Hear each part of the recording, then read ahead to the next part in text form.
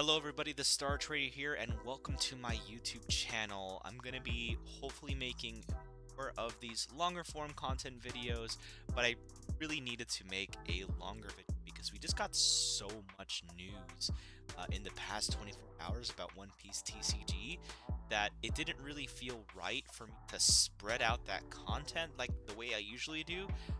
So we're just going to dive right into it. We got a whole bunch of lead. Got a lot of character reveals. We got news about a new EB set, as well as some prize cards for the Mera tournament. And last but not least, I know everybody is buzzing about it, the new Naruto TCG. We're going to briefly cover that as well. Stay tuned. First thing that we're going to talk about is, of course, the new leaders and their events that got announced.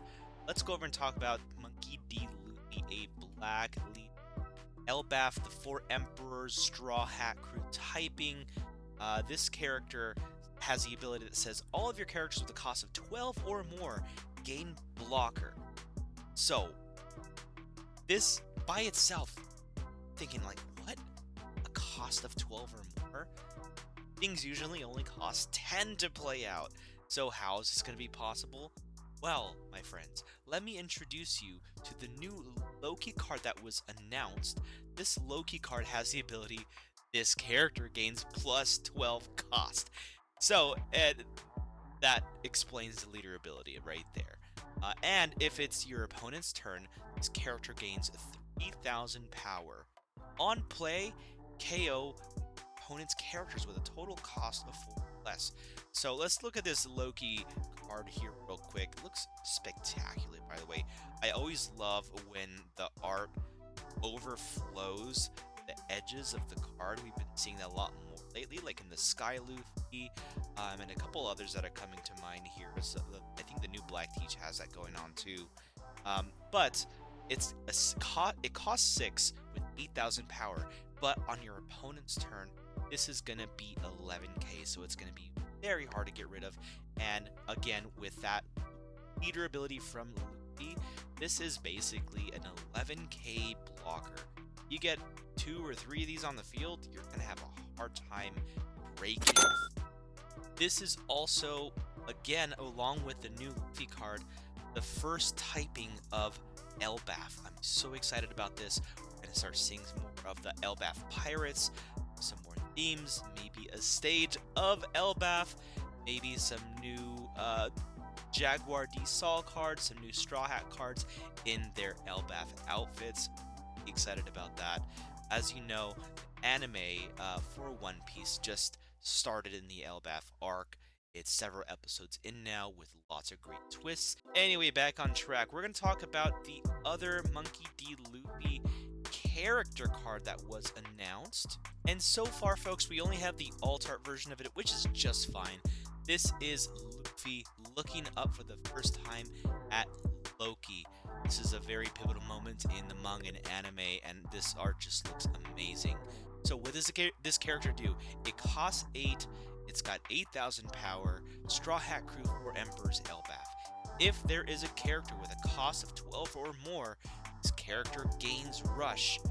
On play, you draw 1 card and play up to 1 character with a cost of 2 or less from your trash. So a lot of utility here. That costs 2 or less tells me that there's some cards left to be revealed for this to be effective with. But that draw 1 is also really good, and the fact that if you have characters on 12 or more, it synergizes perfectly with the new Monkey D. leader. And as long as you have a Loki on board, you can play this out with Rush. That's how it currently works. The only other leader whose ability that we got was a new red Edward Newgate leader. Super stoked about this. Whitebeard is the GOAT in this family, probably one of my favorite characters in One Piece. Let's take a look at what he does. Edward Newgate, 5 life, 5 power. On your opponent's attack once per turn, you may trash 1 card from your hand. Up to 1 of your leader or character cards gains plus 4,000 power during this battle. This is just a juiced up red-blue ace. So you can run a whole bunch of bricks just like Ace does, and those bricks just turn into a 4,000 counter card. Wild. But if you think about it, it seems like the power creep is kind of catching up to us, right? We got the Loki and the Luffy. If you're swinging Rush with that Luffy, you just discard a card from hand, and that you nullify the Luffy Rush 8,000 power swing. So just keep that in mind. You're gonna be seeing larger swinging power in this new set from what Justice Leader is giving us, because that is ridiculous. I'm a little, as much as I am excited about a new Gate Leader, that's some serious power creep. And this isn't the first time that the anniversary sets have made a drastic change to some of the abilities and what they can do. We saw this last time with Red Blue Ace, which at the time, and it still is, a crazy ability, not to mention the Emu Leader that we got as well. Lord knows what we have in store with the other leaders, which we're going to touch on briefly here. So the other leaders that were announced were, of course, the other Emperors of the Sea.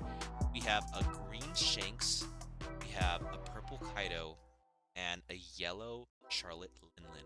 Although we don't have the abilities of these leaders, we do have a little snippet of what the art looks like. Now, the other thing I want to talk about is that in the presser that they had yesterday, Bandai announced EBO 5.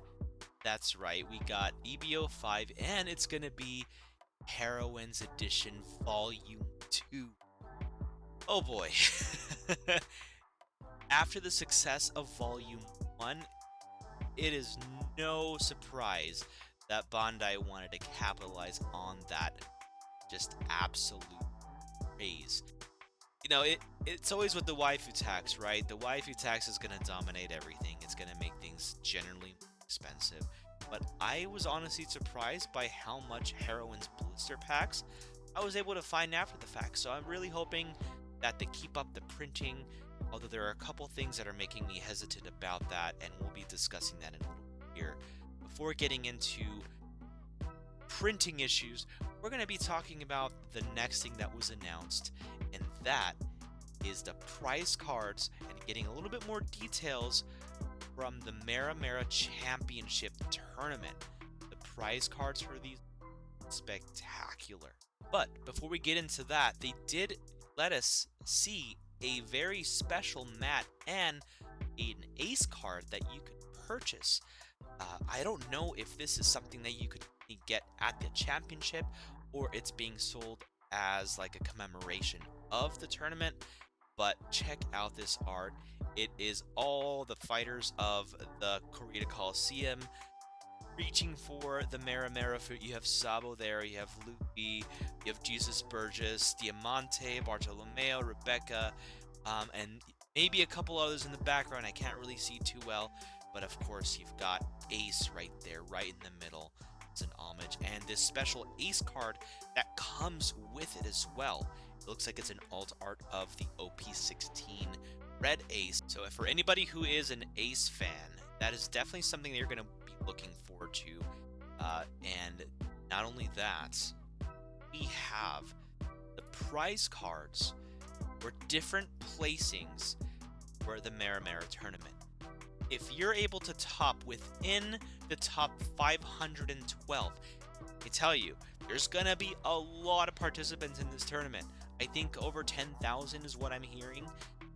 The first prize card is gonna be a Trafalgar Law card. It's the green-yellow leader, and there's a specific coloring thing that I'm seeing here a lot. They've all got like this purplish, pinkish texturing going on, and almost look like some of these cards have like a bit of a negative effect. Really beautiful cards. So that's the first prizing card, is that Trafalgar D Law within 512 placing. Now there is a special Dawn that's being released with this. I'm not sure if that's for participation. I'm assuming so, but if you manage to top within the top 256, you get this Usopp card. Look at this. This is a scene where Usopp discovers his observation hockey and is firing the bagworm shot to get sugar before they touch Luffy and Law. Amazing moments in the manga and anime, of course. Now, if you top within 128, you get the Black Red Sabo leader card. If you top within top 64, you get the Purple Doflamingo leader card. Look at this. Conqueror's Hockey emanating from his foot.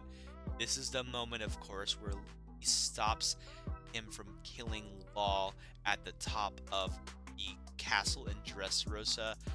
Amazing moments these cards are showing. And if you top within the top 32, you get this Rebecca leader. You got the Tontadas there as well. Really beautiful card. Not as dynamic as the other ones, but still beautiful in its own right. The texturing on the dress alone is going to look really cool. You got the Fields of Dressrosa Kingdom in the background. And if you get top 16, you get this really cool Lucy leader card. I love playing Lucy. I played Lucy in the beginning of the OP15 meta. It was a lot of fun. And it'd be so cool to get my hands on this. And knowing, I am pretty sure Lucy's going to get more support.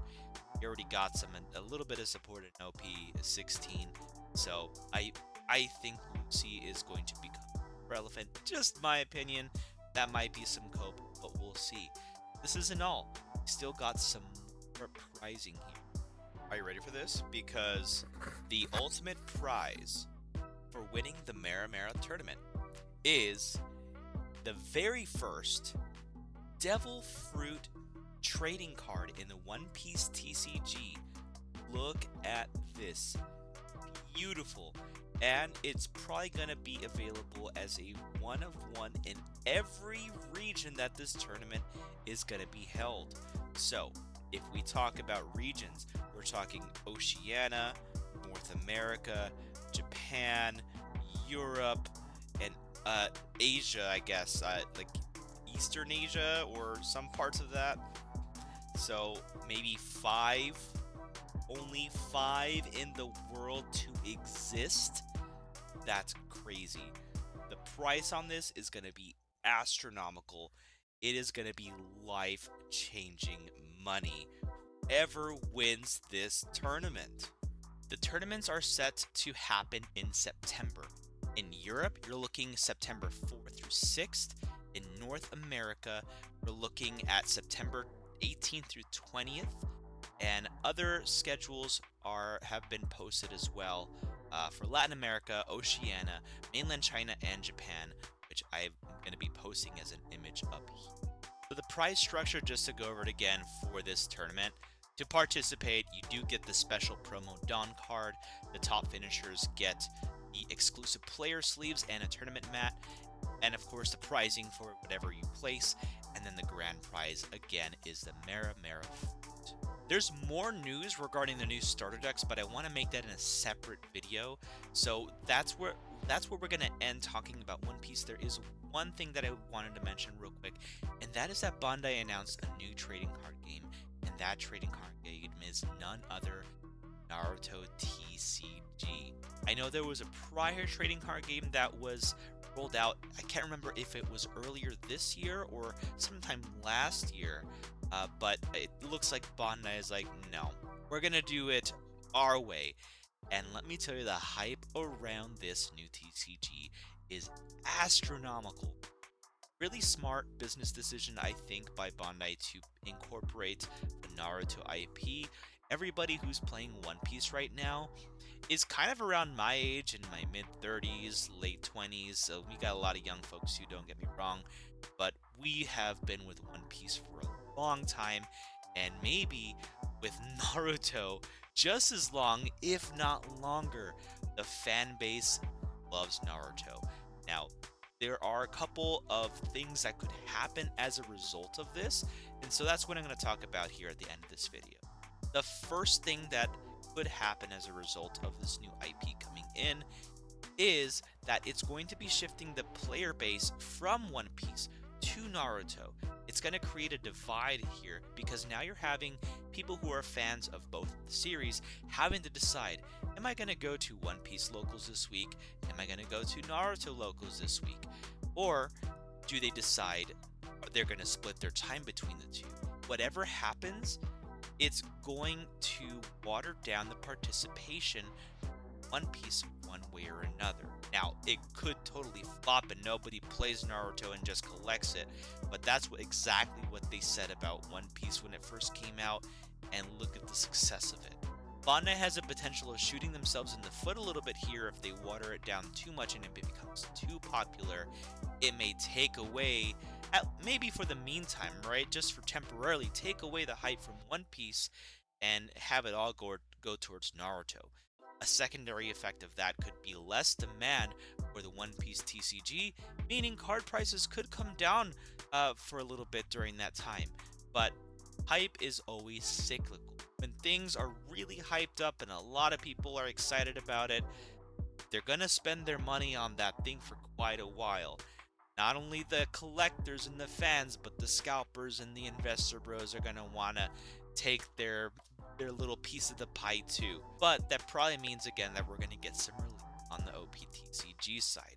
You never know though. The other thing that is concerning to me is we just don't know Bandai's printing capacity.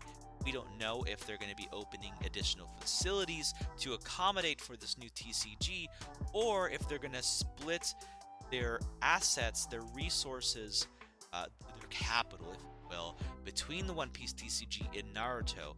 Does that mean that we're going to be getting smaller print runs for OPTCG now that Naruto TCG is up and running? Or have they made the appropriate investments in getting facilities to be able to accommodate an ever-growing IP in One Piece and a new IP in Naruto? Now, you know what I mean. Naruto is not a new IP by any means, just a new IP in their own TCG space. But those are my thoughts. That was a lot of stuff to go over. Thank you all so much for my return to YouTube. I'm hoping to do more longer form content like this. I'm going to be working on a video talking about the new starter decks and all the cool things that we'll be able to see. I'll be making my regular shorts about them individually as well. If you enjoyed this video, please give it a like. Consider subscribing to support the channel. Let's go to 1,000 subscribers. I know we're just starting out, but I would love to get there. But yeah, again, thank you. This has been the Star Trader, and I'll see you next one.